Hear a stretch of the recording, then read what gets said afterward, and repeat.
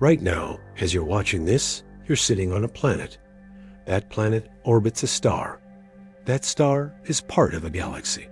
And that galaxy is just one of about 2 trillion others in the observable universe. But here's what will absolutely blow your mind. Even though we live in an incomprehensibly vast cosmos, you're actually part of something so crushingly close, so intimately connected to your cosmic neighborhood, that what I'm about to show you will fundamentally change how you understand your place in existence.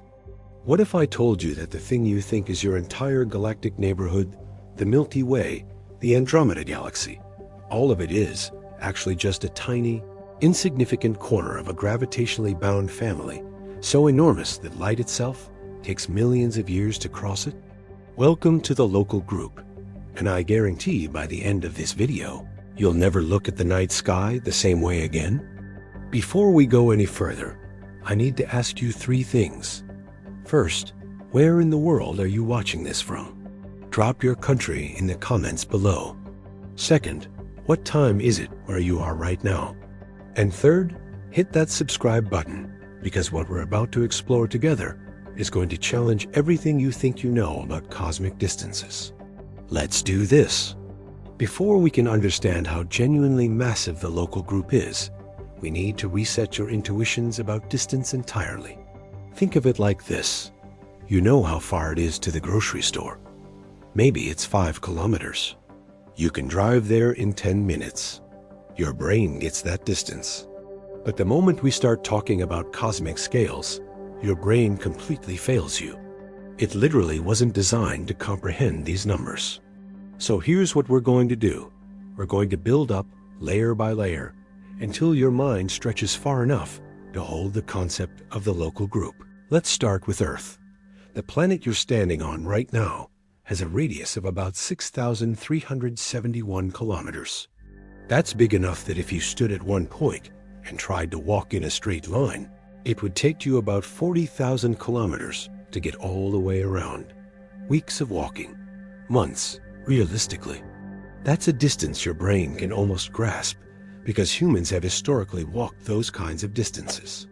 Explorers have done it. Now, jump from Earth to the Moon. The Moon is about 384,400 kilometers away from us. Think of it like this. If Earth were the size of a marble, the Moon would be another marble about 3 feet away from it. Proportionally speaking, they're right next to each other. Astronauts took 3 days to get there in 1969. We've been there. It's close. It's our literal neighbor in space. We visit it, but here's where things start to get strange. The Sun is about 150 million kilometers from Earth. That's 150 million. To put this in perspective, if the Earth-Moon distance took 3 days to traverse, the Sun would take about 180 years to reach at the same speed. That's not a neighbor anymore. That's not even in your neighborhood. That's someone who lives in a completely different city. And everything we just talked about, Earth, Moon, Sun, that entire system, fits in a sphere of about 300 million kilometers. Now here's the mind blow number 1. The nearest star to our Sun, Proxima Centauri, is 40 trillion kilometers away. 40 trillion. If the Sun were the size of a marble in New York City, Proxima Centauri would be a marble in London. And there's only empty space between them. That scale is where most people's brains start to shut down, and I understand why. But we need to keep going. Our Sun takes about 230 million years to orbit the center of the Milky Way galaxy. That's not a quick lap. That's a single solitary orbit through billions of years of cosmic history. When your Sun was in the position it is now, dinosaurs hadn't even evolved yet on Earth. When the dinosaurs dominated Earth 65 million years ago, our Sun had barely moved a quarter of the way through its current orbit. That's the scale we're dealing with. The Milky Way galaxy itself is about 100,000 light years across. A light year, just to be clear, is the distance light travels in 1 year. Light travels at 300,000 kilometers per second. In 1 year, it covers about 9.46 trillion kilometers. The Milky Way is 100,000 of those distances wide. Think of it like this. If our solar system were the size of a grain of sand, the entire Milky Way would be larger than the state of Texas. We're inside that galaxy right now, about 26,000 light years from the center, which means it takes 26,000 years for light from the galactic core to reach us. We're looking at ancient light. Here's the key insight that everything else depends on. Distances in space are so vast that we can't use kilometers anymore. We use light years.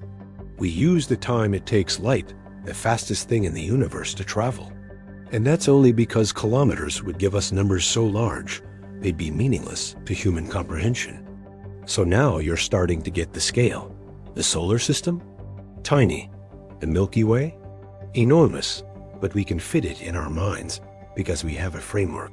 But the local group is something different entirely. The local group is what we call a gravitationally bound collection of galaxies. And here's where it gets wild. We're not just talking about one galaxy anymore. We're talking about dozens. And the distances between them make even the Milky Way look small. Before we dive deeper, I want to check in with you. Are you beginning to feel that cognitive stretch? That feeling where your brain is trying to hold on to concepts that are inherently alien to human experience. That's exactly where you need to be. Keep watching, because the revelations only get bigger from here. Let me ask you a question. What's the most distant object you can see with your naked eye?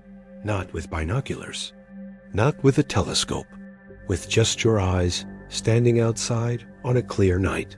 The answer will blow your mind. It's the Andromeda galaxy, and it's so far away that the light reaching your eyes right now has been traveling for 2.5 million years. Think about that for a moment. When that photon of light started its journey toward you, early hominids were just learning to use stone tools in Africa.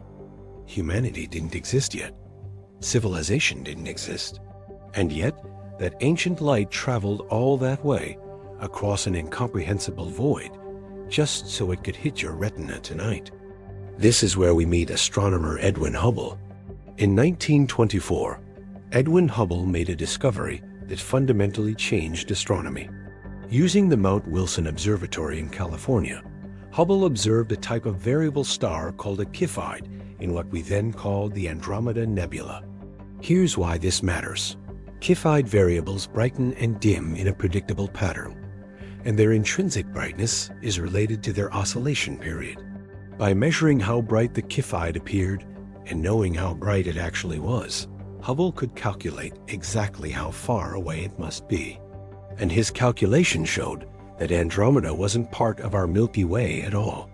It was an entirely separate galaxy, outside our galaxy, at an unimaginable distance. This single discovery expanded the known universe overnight.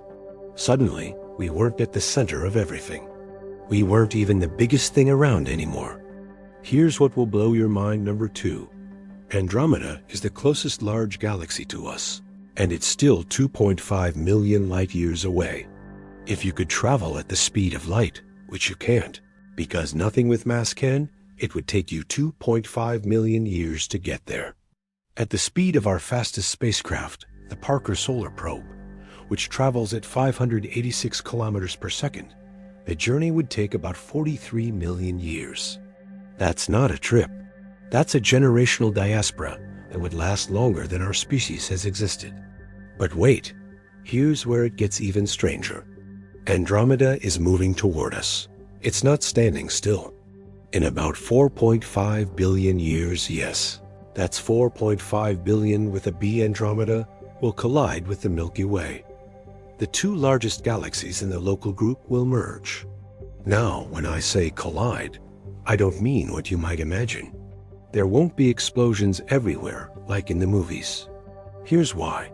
The space between stars is so vast that even in a galactic collision, the odds of two stars actually hitting each other are astronomically low. Think of it like two clouds made of dust particles drifting through each other. The particles rarely collide, but the overall shapes of the clouds change dramatically as they merge. The gravitational interactions will stretch both galaxies into bizarre shapes. The stars will be flung into new orbits. The central supermassive black holes will eventually merge. By the time this is all done, the Andromeda galaxy and the Milky Way will form a new elliptical galaxy, we're already calling the Milkomeda or Milkromeda galaxy. And here's something that might personally affect you. The solar system will probably be ejected from this merger. The gravitational chaos of two galaxies colliding means our planetary system might get flung out into intergalactic space. We might end up billions of kilometers from any star, in the cold, dark void between galaxies. Fortunately, this won't happen for 4.5 billion years, which is longer than the Sun will even exist. The Sun only has about 5 billion years of life left in it, so humanity will have bigger problems to worry about by then. Here's the retention hook. What we're building toward is understanding that these two giant galaxies, the Milky Way and Andromeda, are just the two largest members of a much larger family. And the relationships between members of that family are far more complex than we ever imagined. The local group isn't just scattered randomly through space. There's a hierarchy. There's structure. And that structure reveals deep truths about how gravity shapes the universe itself. The fact that Andromeda exists at all, that it's close enough for us to see, that its light is young enough in cosmic terms for us to study it. All of this is telling us something profound about where we are in the universe. We're not in some random backwater. We're in a specific location, part of a specific community of galaxies, and that position shapes everything about us. What if I told you that most of the local group is completely invisible to us? Not in the sense that it's hidden by dust or darkness, but in the sense that you can't see it with any telescope in the electromagnetic spectrum. This is one of the biggest shocks in modern astronomy, and it involves a phenomenon called dark matter. Dark matter is something that doesn't emit light, doesn't absorb light, doesn't interact with light at all. We can't see it. We can't touch it. We've never captured a particle of it in a laboratory. And yet, we know it's there. We know exactly how much of it there is, and we know that galaxies like ours would fall apart without it. It was discovered by astronomer Vera Rubin in the 1970s, though the theoretical framework was laid decades earlier by astronomers like Fritz Zwicky. Here's how they figured it out. When Vera Rubin observed the rotation speeds of galaxies, she noticed something deeply wrong. The outer regions of galaxies were moving too fast. According to the laws of physics, given the amount of visible matter we could see, those outer regions should be moving slow enough that the galaxy should fly apart like a spinning wheel, losing its outer rings. But the galaxies weren't flying apart. Something invisible was holding them together. Something with mass and gravity. Something that made up about 85% of all the matter in the universe. That something is dark matter. Mind blow number 3. The local group is mostly made of dark matter. Every galaxy in it is surrounded by a massive halo of dark matter that dwarfs the visible galaxy in mass and extent. The Milky Way's dark matter halo extends out to about 1 million light-years from the galactic center. That's 10 times the visible radius of our galaxy. We're swimming in dark matter right now. It's all around us, all through us, and we can't perceive it at all. Think of it like this. Imagine a city where 85% of the buildings are invisible. You can see the few visible ones, but most of the structure, most of what gives the city its shape and holds it together, is completely hidden. That's the universe. This discovery fundamentally changed how we understand the architecture of the local group. We can't just count the visible galaxies and calculate their gravitational influence based on what we see. We have to account for this massive invisible scaffolding of dark matter that connects and binds everything together. Now, let's talk about the structure itself. The local group isn't randomly scattered. It has a shape. It has a center of mass. It's a coherent gravitational system. The two largest galaxies, the Milky Way and Andromeda, are moving toward each other. Smaller galaxies orbit them. Some of these satellite galaxies are being torn apart by tidal forces. The geometry of the group reveals the invisible architecture that holds it together. The Magellanic Clouds, two satellite galaxies of the Milky Way that are visible from the southern hemisphere, are perfect examples of this. They orbit our galaxy at a distance of about 160,000 light years. They're the third and fourth largest members of the local group, and they're being slowly torn apart. Streams of stars are being pulled away from them, stretched into long tidal tails by the Milky Way's gravity. In a few billion years, if they don't merge with the Milky Way first, they'll be completely disrupted. Astronomer Simon White, a leading cosmologist who has spent decades modeling the formation and evolution of the local group, has shown through computer simulations that the structure we see today is the result of billions of years of gravitational interactions. The local group isn't static, it's dynamic. It's constantly changing. Galaxies are merging. Some are being torn apart. The group's structure is being sculpted by gravity, dark matter, and time on scales almost beyond comprehension. Here's the cliffhanger that leads to the next section. We've been talking about individual galaxies and their interactions, but the local group itself is part of something even bigger. It's part of a supercluster, an understanding that connection is going to require us to zoom out even further. Let me zoom out so far that the local group becomes a pinprick. Imagine you're looking at a map of the universe, not just the local group, but thousands of galaxy clusters, each containing thousands or millions of galaxies. When astronomers did this, when they created three-dimensional maps of where galaxies actually are in space, they discovered something shocking. Galaxies aren't randomly distributed. They're not evenly spread out. They're organized into a vast web of structure. This discovery came largely through the work of astronomer Vera Rubin, whom I mentioned before, and later through massive surveys like the Sloan Digital Sky Survey, which mapped the positions of millions of galaxies. What they found was that galaxies cluster together along filaments. Imagine cosmic strings of galaxies stretching across billions of light years. Between these filaments are voids, vast empty spaces containing almost no galaxies at all. It's like the structure of a sponge. Or like this. Imagine a forest where all the trees grow in lines, with open clearings between the lines. That's the cosmic web. The local group exists within this larger structure. We're part of what's called the Virgo supercluster, named after the Virgo cluster, which is the gravitational center toward which the local group is actually moving. Yes, you read that right. The local group, with all its billions of stars, is being pulled toward the Virgo cluster by gravity. We're on a collision course in cosmic terms. In about 50 billion years, the local group will merge with the Virgo cluster. Here's mind blow number 4. We're moving right now at about 600 kilometers per second toward the Virgo cluster.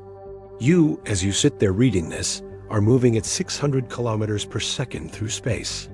You can't feel it because it's constant relative motion, and you're experiencing constant acceleration from only a tiny portion of your trajectory. But you're moving. We all are. The entire local group is being pulled through space by gravity toward a larger structure. This raises a philosophical question. What is motion in space? If there's no fixed reference point, no absolute stillness, is motion even real? According to Einstein, motion is relative. You're moving toward Virgo at 600 kilometers per second. But from the perspective of something in Virgo, everything in the local group is moving toward them. Both perspectives are equally valid. This is the kind of mind-bending insight that cosmology offers. The Virgo cluster is enormous. It contains about 1,300 galaxies in its core, spread across a region about 15 million light-years across. And yet, the Virgo cluster is just one part of the Virgo supercluster. The supercluster as a whole is about 110 million light-years across and contains several major clusters, plus thousands of smaller groups of galaxies, including the local group. Here's where this gets personal. Your position in the universe has a hierarchy. You're on Earth. Earth orbits the Sun. The Sun orbits the Milky Way. The Milky Way is part of the local group. Local group orbits the center of mass of the Virgo supercluster. And the Virgo supercluster is part of an even larger structure. We don't even have a name for the next level up yet. The structure goes deeper. It's Russian nesting dolls all the way down. And here's the thing that ties it all back to the local group specifically. The local group is special. It's special because it's falling toward Virgo at 600 kilometers per second. That means it has a trajectory. It has a destination. And that trajectory is determined by the local group's position relative to all the other matter in the universe. We're not just floating randomly. We're being pulled. We're following a path carved by gravity through the cosmic web. Now I want to introduce you to a concept that will fundamentally change how you think about space itself. Einstein showed us that gravity isn't a force pulling on objects. Gravity is the curvature of space itself. Massive objects curve space around them, and objects moving through that curved space follow paths that we perceive as gravitational attraction. Think of it like this. Imagine a trampoline. Now put a bowling ball on the trampoline. The bowling ball curves the trampoline's surface downward. If you roll a marble across the trampoline, it doesn't just roll straight. It curves toward the bowling ball because the surface itself is curved. Now apply that concept to four-dimensional spacetime. Massive objects curve spacetime. Objects moving through that curved spacetime follow the curves. That's gravity. This might seem like a purely theoretical concern, but it's deeply relevant to understanding the local group's structure. The local group exists in curved spacetime. That curved spacetime is shaped by the mass and dark matter of all the galaxies, including the influence of nearby superclusters like Virgo. We don't just live in the local group. We live in a specific region of curved spacetime, and that curvature determines everything about our cosmic neighborhood's structure and fate. Here's mind blow number 5. At the center of most large galaxies, including our own Milky Way, there's a supermassive black hole. These aren't small. The Milky Way's central black hole, called Sagittarius A*, has a mass of about 4 million suns. Andromeda's central black hole is even larger, with a mass of about 140 million suns. These objects curve spacetime to an extreme degree. At the event horizon of a black hole, spacetime is curved so severely that not even light can escape. The curvature is literally infinite, or at least infinite in the physics we currently understand. Now here's what will blow your mind about the local group's black holes. Sagittarius A*, despite its enormous mass, is actually relatively quiet. It's not actively feeding. It's not pulling in large amounts of material. But Andromeda's black hole is in a region of the galaxy where there's more material and activity. These black holes are shaping the structure of their galaxies. They're influencing how material falls into the galactic centers. They're connected to the cosmic web itself. The way galaxies are distributed in the local group, the way they orbit each other, the way they're being pulled toward Virgo. All of this is ultimately shaped by the curvature of spacetime, caused by their mass and the mass of dark matter around them. You cannot separate the geometry of the local group from the geometry of spacetime itself. They're the same thing. Physicist Stephen Hawking showed that black holes aren't actually completely black. They emit radiation through quantum effects at the event horizon.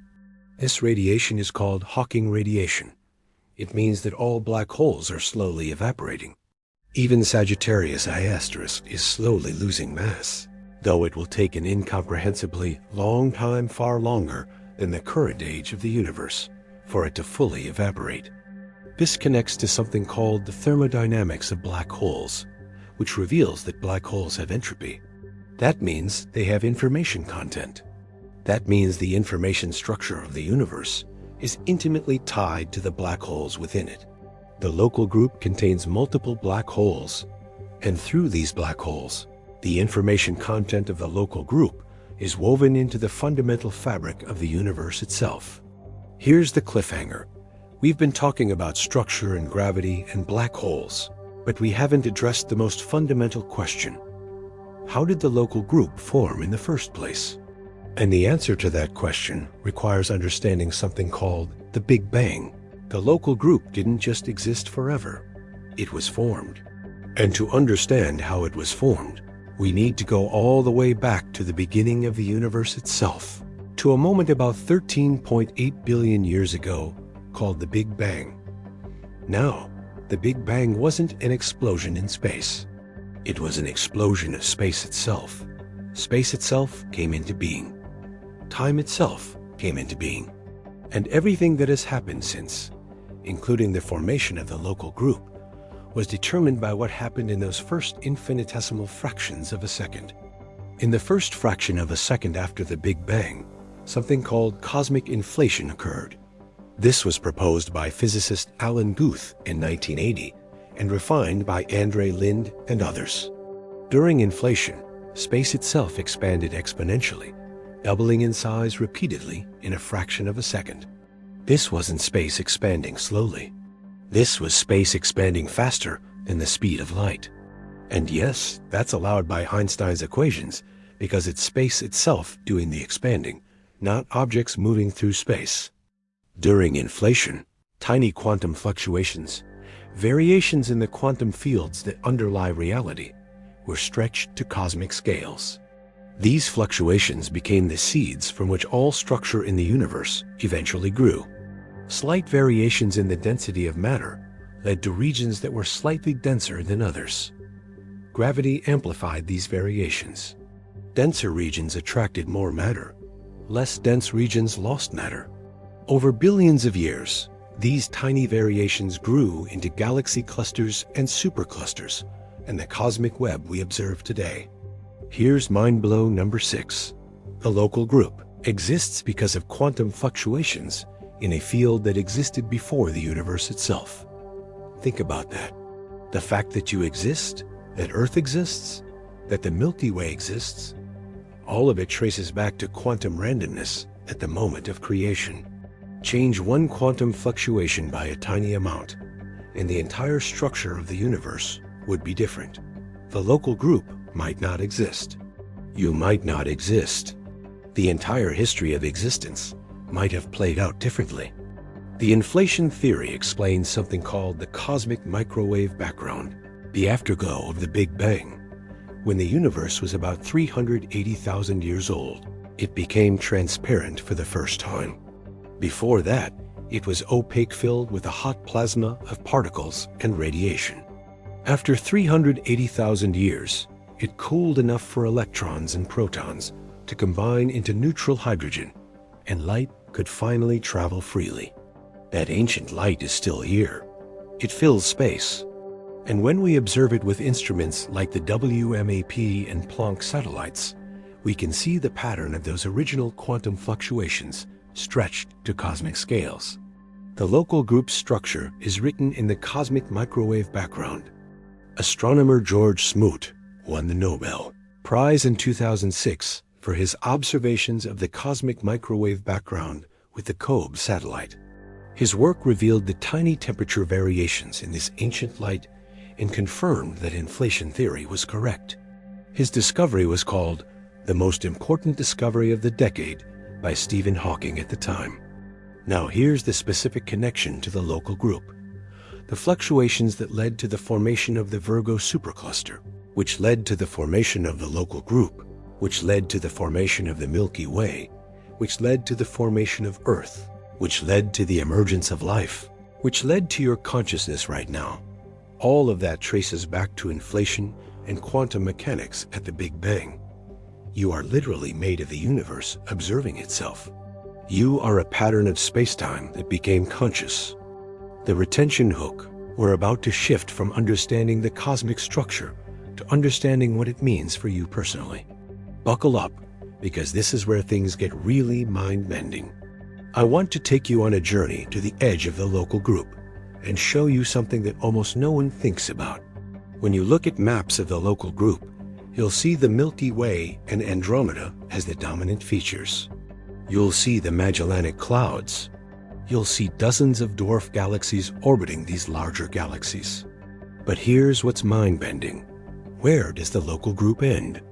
At what distance from the Milky Way does something stop being part of the local group and start being part of the Virgo cluster or some other structure? The answer is more complicated than you'd think. There's no hard edge. There's no boundary where you cross from one structure into another. Instead, there's a gravitational transition. As you move outward from the local group, the gravitational influence of the Milky Way and Andromeda decreases. The gravitational influence of the larger Virgo structure increases.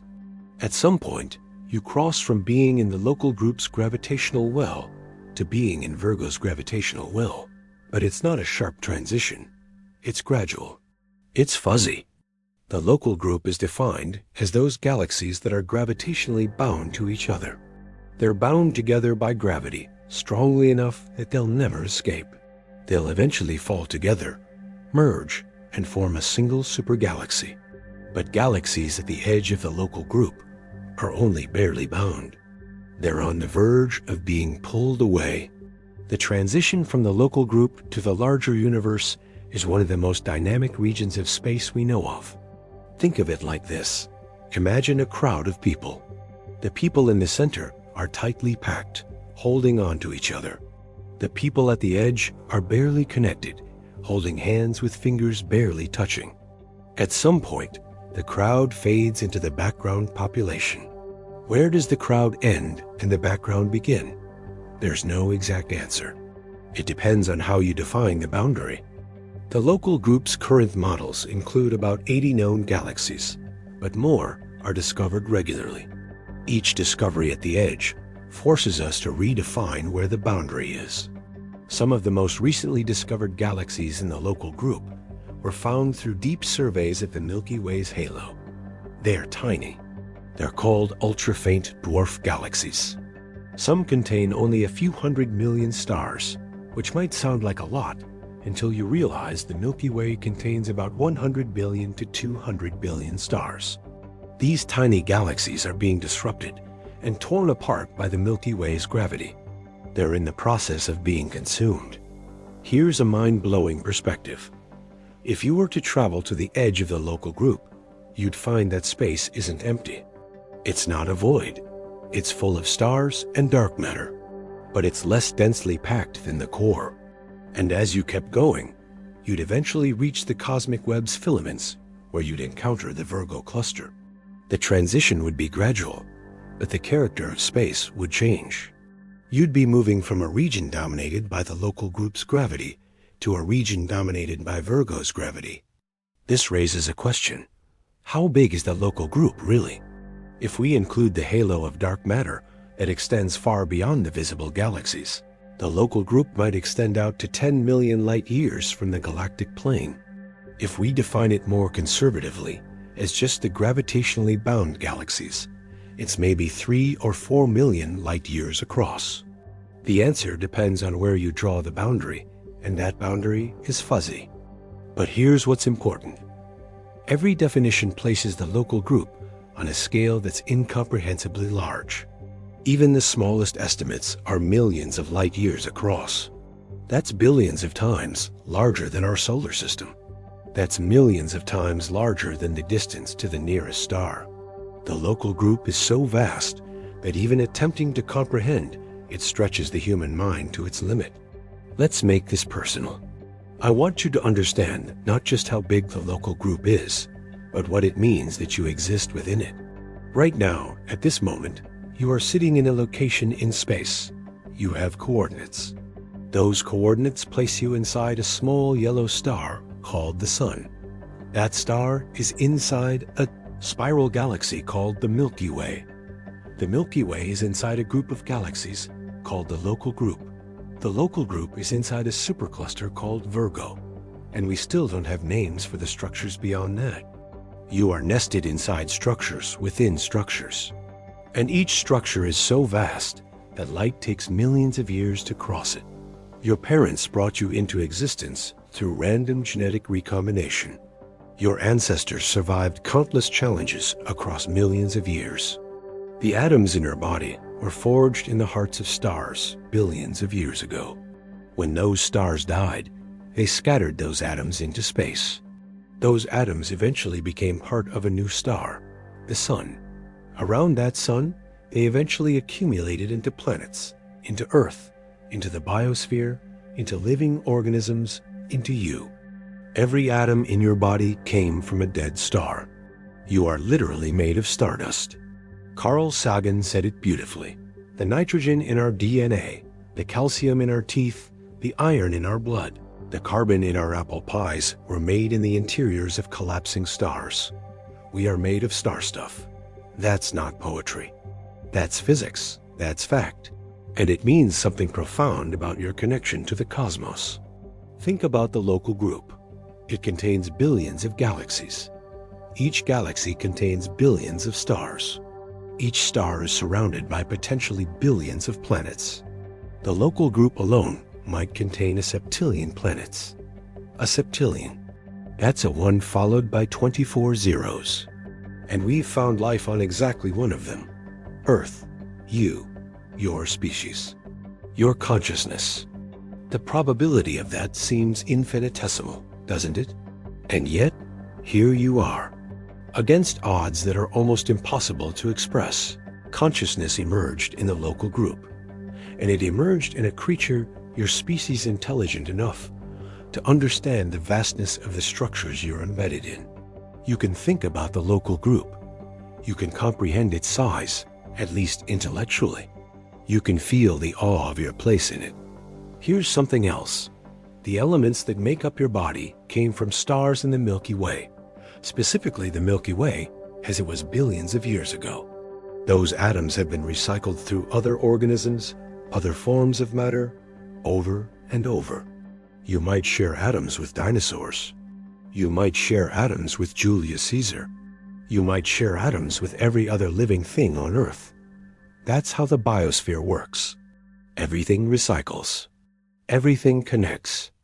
And on the even larger scale, you're connected to every galaxy in the local group. The gravity from distant galaxies holds the local group together. The gravity from the local group shapes the structure of the cosmic web. The structure of the cosmic web was determined by quantum fluctuations at the moment of the Big Bang. So in a very real sense, you are connected to every galaxy in the local group through the fundamental laws of physics. The gravitational web binds you to them. What does this mean for how you should think about yourself and your life? It means you're part of something incomprehensibly vast. It means the same laws that govern galaxies govern your body. It means the universe is not hostile. It's literally composed of you, and you're composed of it. There's no separation between you and the cosmos. You're as much a part of it as Earth is, as the Milky Way is. You're the universe becoming aware of itself in a specific location. This isn't just philosophy. This is real. This is based on the physics we've validated experimentally. And it should change how you feel about your existence. You should feel awe. You should feel connection. You should feel that your life matters because it's part of this magnificent structure of space and time and galaxies. I want to introduce you to a concept that will reframe everything we've discussed. It's called emergence. Emergence is the phenomenon where complex properties and behaviors arise from relatively simple interactions between parts. The whole becomes more than the sum of its parts. Think about your brain. Your brain is made of neurons. Each neuron is just a cell. Each cell is just a collection of molecules. Each molecule is just a collection of atoms. Each atom is just a nucleus and electrons. But when billions of neurons interact with each other in specific ways, something emerges that those individual atoms could never produce alone. Consciousness. Your ability to think, to feel, to understand the universe. That emerges from the structure of your brain. It's not magic. It's emergence. The same principle applies to the local group. The local group is made of galaxies. Each galaxy is made of billions of stars. Each star is made of atoms. But when you have billions of galaxies interacting through gravity, something emerges. You get structure. You get the cosmic web. You get regions of high density and low density. You get paths for the local group to fall toward Virgo. You get a coherent structure that didn't exist in any individual galaxy, but emerges from their interactions. And this emergence goes deeper. When stars form from clouds of gas and dust, something emerges: planetary systems. When the right conditions exist on a planet, something else emerges: life. When life becomes complex enough, something new emerges: consciousness. Emergence all the way up, emergence all the way down. Here's what will blow your mind about this. The local group is not just a collection of objects, it's a system. It has properties that can't be understood by studying individual galaxies. It has a structure, it has a destiny. It's falling toward Virgo. It's being torn apart internally by its own member's gravity. It's being shaped by dark matter we can't see. All of these properties emerge from the interaction of billions of galaxies. And you, as a conscious being, are an emergent property of matter. You emerge from the atoms of dead stars. But you're not less real because you emerge. You're more real. You're a manifestation of the universe's ability to organize itself into increasingly complex forms. You're the universe's way of understanding itself. That's not a metaphor. That's what emergence means. Physicist Stuart Kauffman has studied emergence for decades and shown that complex systems have properties that can't be predicted from their components. The more complex a system becomes, the more genuinely novel properties it develops. The universe started simple, but through emergence, it became incomprehensibly complex. And the local group is part of that journey. Here's the deepest cliffhanger. We've talked about how big the local group is, how it's structured, what it contains, and how you're connected to it. But we haven't answered the most profound question. Is the local group unique? Is it special? And the answer to that question will make you reconsider what big even means. Let's zoom out beyond the local group and see where it fits in the universe as a whole. There are about 2 trillion galaxies in the observable universe. 2 trillion. If each galaxy were the size of a grain of sand, you'd need an amount of sand larger than the Sahara Desert to represent them. The local group contains about 80 of those galaxies.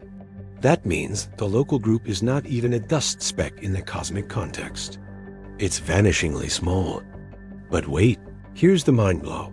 We define observable universe as the universe we can see from Earth.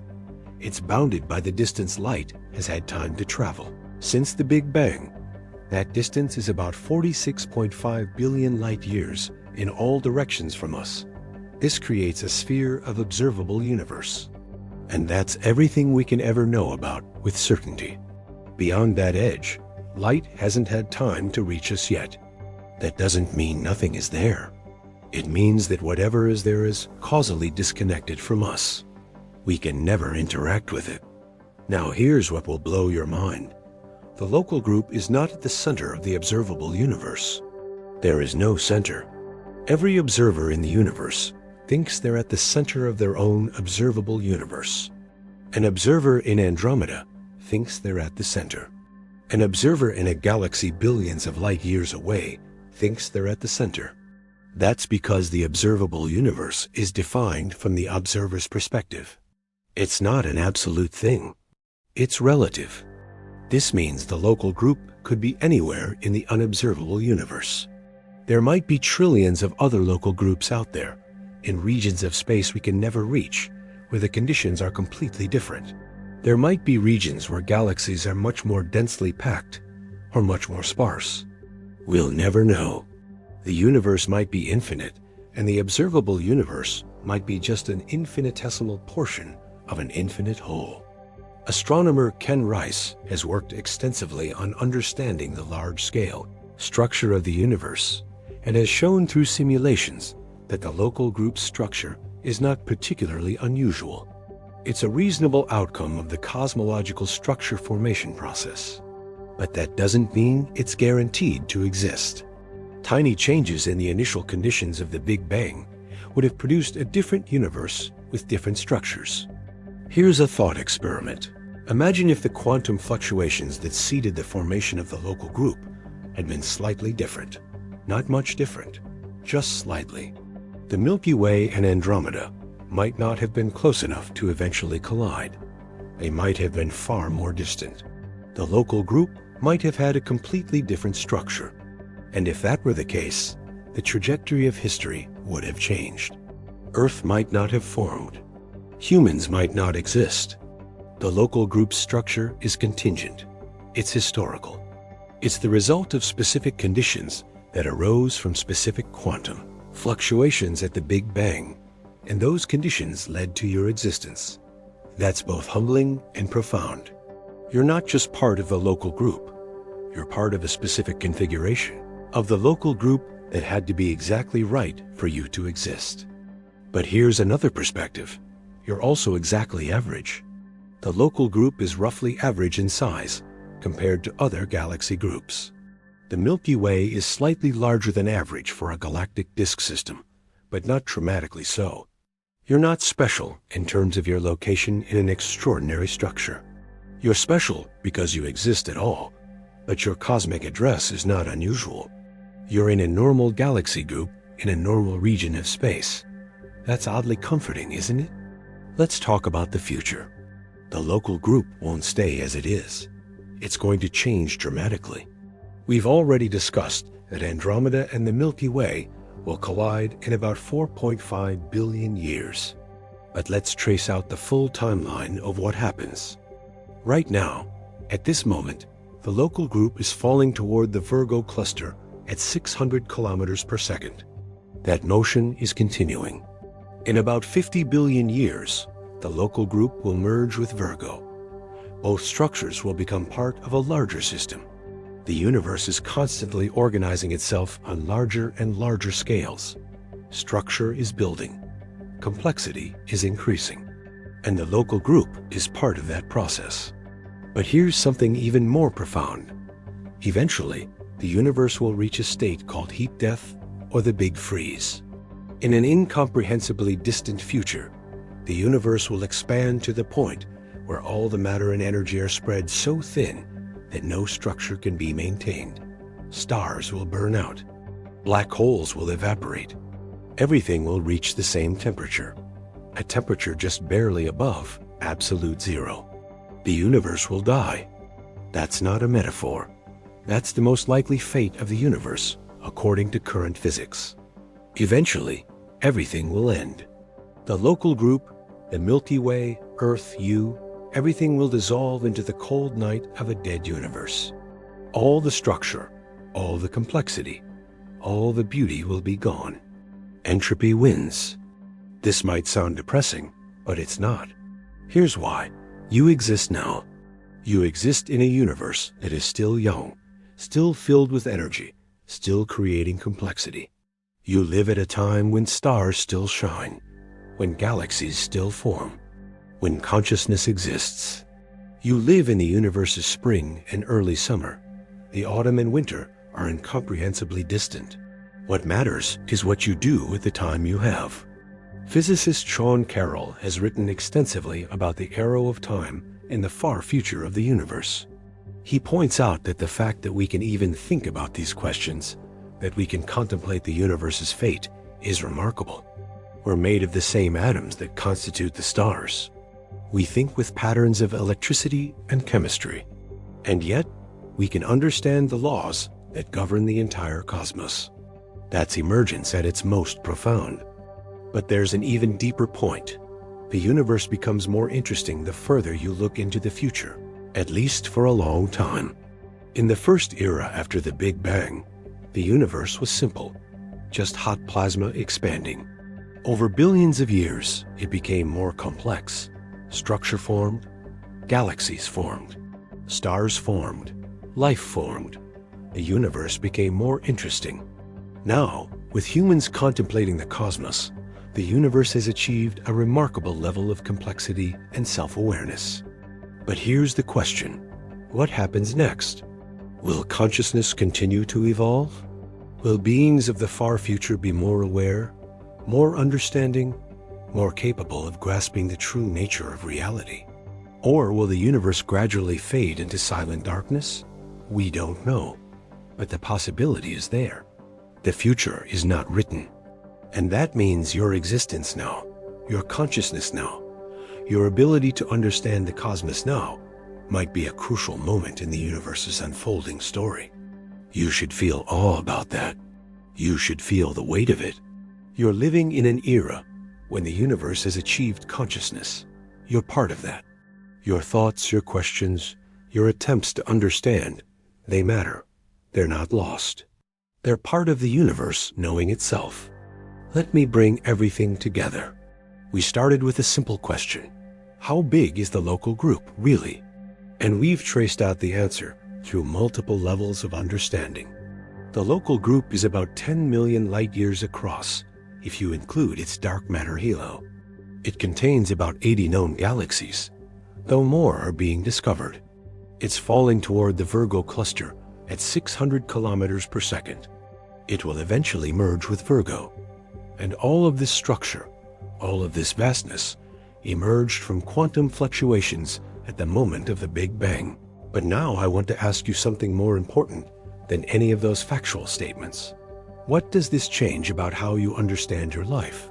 Because understanding the local group isn't just about facts. It's about perspective. It's about recontextualizing what matters. Let me give you some concrete frameworks for thinking about this. First, the temporal perspective. The local group has been forming and evolving for billions of years. The Milky Way is about 13.6 billion years old. The universe is only about 13.8 billion years old. So the Milky Way formed when the universe was less than 200 million years old. In cosmic terms, the Milky Way is ancient, but it's still young. It still has billions of years ahead of it before colliding with Andromeda. In the scope of the universe's entire future, the local group is in its childhood. You're living in a young, energetic region of a young universe. That's remarkable. Second, the scale perspective. You are incomprehensibly small compared to the local group. A human body is about 1.7 meters tall on average. The local group is about 10 million light-years across. A light-year is about 9.46 trillion kilometers. So the ratio is roughly 1 to 1 septillion. You could fit the entire human species 1 septillion times, and it would fit in the space of one local group. Your size, your individual scale, is not even visible on a cosmic map. You're smaller than a subatomic particle compared to the local group. And yet, you can understand the local group. Your brain, which is about 20 centimeters across, contains a pattern of connections that allows it to comprehend structures that are a septillion times larger. That's not ordinary. That's exceptional. That's the kind of capability that only emerges under very specific conditions. And you possess it. Third, the connection perspective. You are made of atoms from dead stars. Those stars were part of the Milky Way. The Milky Way is held together by gravity from billions of stars and the dark matter around them. That same gravity that holds the Milky Way together also shapes the local group. That same gravity that shapes the local group extends throughout the universe. Every atom in your body is connected to every atom in every galaxy in the local group through gravity. You're not separate from the local group. You're part of it. You're a local concentration of the local group's matter, organized into a structure conscious enough to think about the local group. You're the universe experiencing itself. Fourth, the time perspective. You exist now. You exist in an era when the universe is still vibrant, still forming new structures, still capable of producing complexity and consciousness. You're not living in the universe's final moments. You're not living in the universe's beginning. You're living in an intermediate era. You're part of the universe's middle age. And in that intermediate era, consciousness exists. That's not guaranteed. In the far future, there might be no consciousness in the universe. In the far past, there was definitely no consciousness. But now, consciousness exists. You are that consciousness. You're living in the era when the universe is most capable of knowing itself. Given all of this, how should you live? What does it mean to understand that you're a conscious being embedded in a group of billions of galaxies that will eventually collide and merge? I think it means several things. First, it means you should feel wonder. The universe deserves your awe. It's genuinely awesome. It's vast. It's beautiful. It's incomprehensibly complex. You should let that wonder influence how you approach your life. Second, it means you should feel connection. You're not separate from nature. You're not separate from the cosmos. You're part of it. Every plant, every animal, every star, every galaxy, they're all part of the same unified system. And you're conscious enough to understand that. That should change how you treat other living things. It should make you more compassionate, more aware of your impact, more careful about the choices you make. Third, it means you should feel empowered. You're not insignificant. You're a manifestation of the universe's ability to understand itself. Your consciousness matters. Your thoughts matter. Your attempts to understand matter. They're part of the universe's journey toward greater complexity and awareness. You're not just along for the ride. You're contributing to it. Fourth, it means you should live intentionally. You have a finite amount of time. The universe has infinite time, but you don't. Make your time count. Focus on what matters to you. Build connections with other conscious beings. Create, understand, love. These things matter because consciousness matters, and you are consciousness. We've traveled together through 210 minutes of cosmic discovery. We've started with shocking revelations about the local group's size. We've built understanding through multiple layers of complexity. We've connected abstract cosmological concepts to your personal existence. And now, I want to bring it all home with a profound realization. Everything we've discussed, the local group, the Virgo supercluster, the cosmic web, the dark matter, the black holes, the quantum fluctuations that seeded the Big Bang, all of it is just the beginning of understanding. For every question we've answered, 10 new questions arise. For every concept we've grasped, there's a deeper mystery lurking beneath. And that's the beautiful thing about science. The more you understand, the more you realize how much remains unknown. Think about what we don't know. We don't know if the universe is finite or infinite. We don't know what the fundamental nature of dark matter is. We don't know what happens at the center of black holes. We don't know if consciousness is unique to biological brains, or if it can arise in other substrates.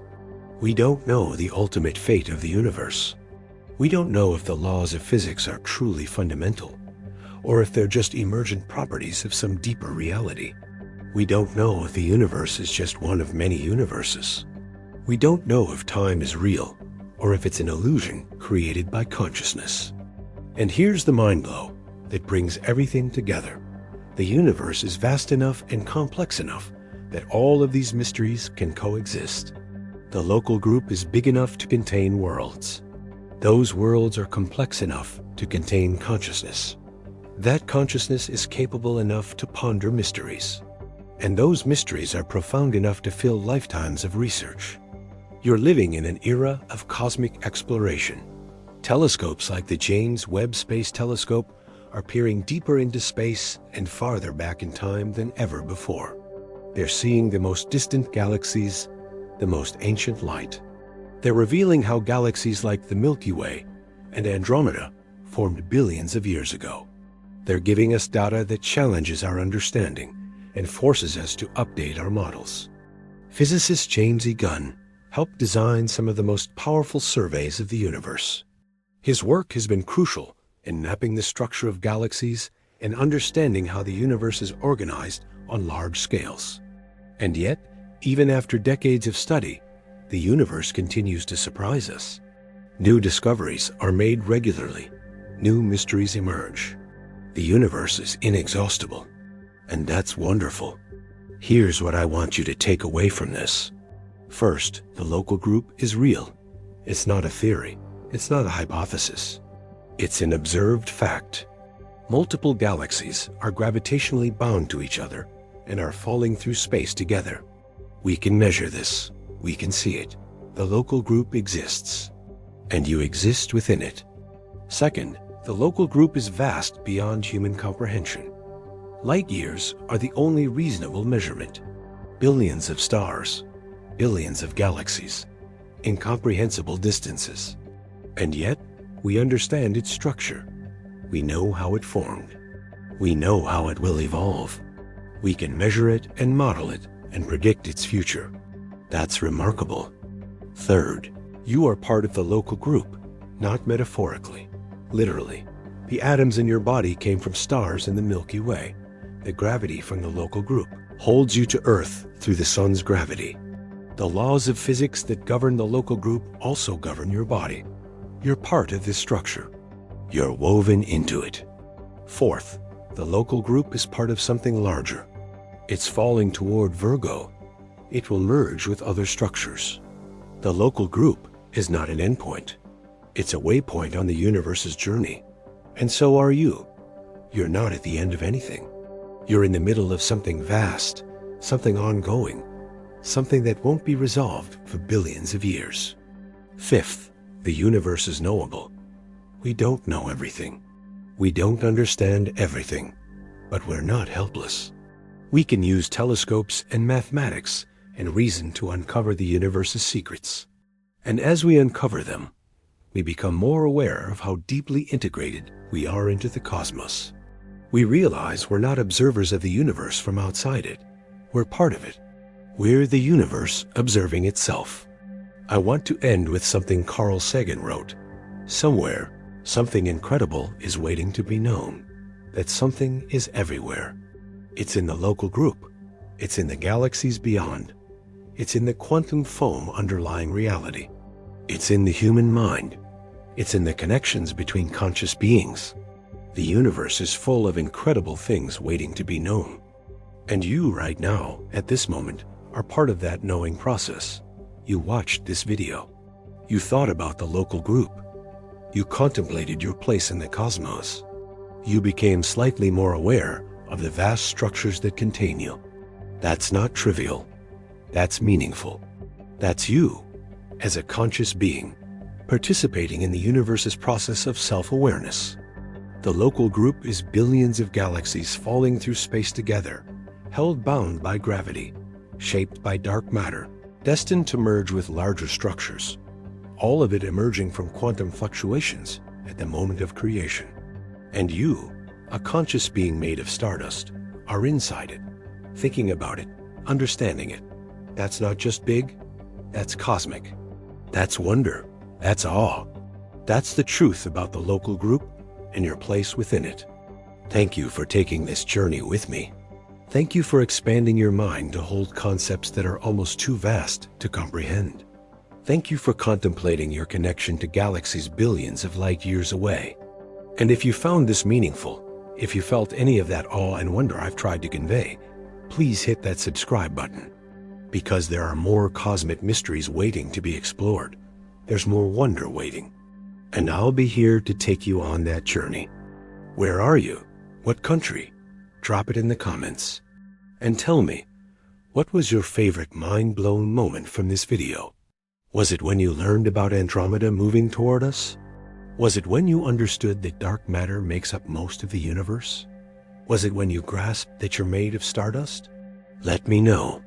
Let's build a community of people who feel wonder about the cosmos together, because that's what this is really about.